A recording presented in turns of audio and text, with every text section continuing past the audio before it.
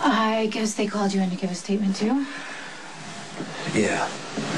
Look, I'll talk to Diane. I'll get you out of this. I think that's going to be kind of hard since I was right in the middle of everything. Yeah, well, you shouldn't have to deal with any legal fallout. Well, I had part in what happened. It was my choice. I'll answer for the things I did. So your hip still bothering you? It's okay. I mean, all things considered, it's fine. If you're having second thoughts about, giving your statement to the feds... No. No. My offer still stands. Look, it's not that. It's me, okay? It's every time, I don't know, we go through a situation like we did last night, and it's a high-pressure situation. You gotta make split-second decisions. It's all about life and death. And in the end, you're relieved. I mean, I am, that everything is okay, but at the same time, I kind of feel like everything feels flat now. Like at the end of Wizard of Oz, when everything just goes black and white. Of course not. You've probably never seen The Wizard of Oz, so you have no idea what I'm talking about. Yeah, I do.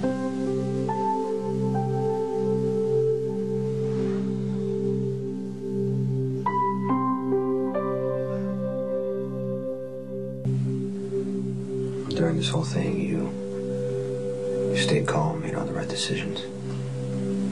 I'm just really glad I was able to help. Sam, good, you're here. All right, the special agent is ready to take your statements now.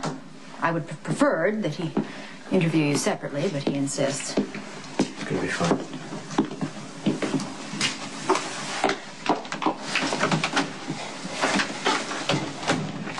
Jason Morgan, Sam McCall, Special Agent Thomas Rayner. Right. Well, I will be outside in the hallway should you have any questions or concerns.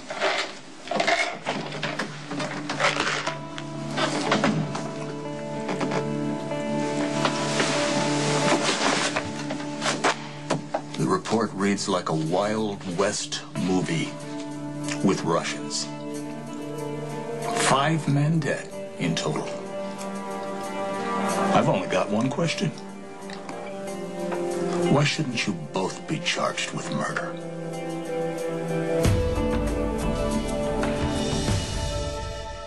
Did you and Elizabeth Weber decide to take her children to a cabin out in the middle of nowhere? I've been dating Elizabeth, and I was afraid she and her children could be potential targets. So Elizabeth and I, we blew a tire on the way up, and while we were changing it, we noticed this black van passing by, and we didn't know it at the time, but it was the Russians. They had followed us.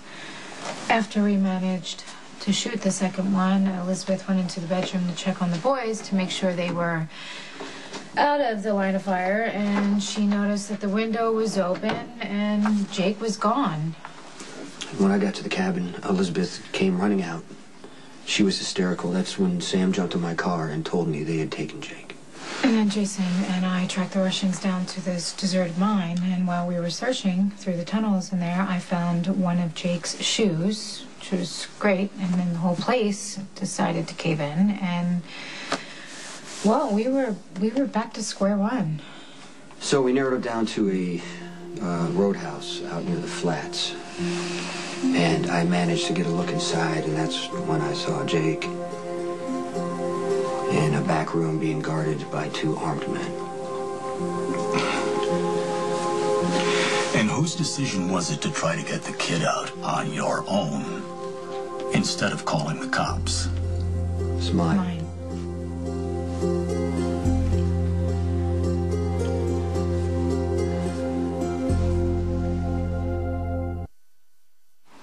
It was the only viable plan, given the situation. You, walking into a roadhouse full of armed Russian mobsters. Jason knows I can handle myself. I gave her 20 minutes. Yes, and I went in, I chatted up one of the Russians, I told him I had to use the restroom, I slipped off into the back, and there was Jake. And I couldn't wait any longer, so I walked through the front door, I started shooting, and that's when the Russians returned fire. And when the shooting started, I was able to grab Jake and jump out of the window. The kid was being guarded by 2 men. Where were they? Well, after the shooting started, they went to see what was going on. One of the guys I shot must have fallen and triggered the explosive device because when that happened, I was standing near the entrance, and I was thrown back by the blast. Forensics shows that one of the men died of bullet wounds, one from a broken neck, and the 2 others died from the explosion. Based on your statements and the forensic evidence, it appears you 2 acted in defense of a minor child. And I'm prepared to close the case.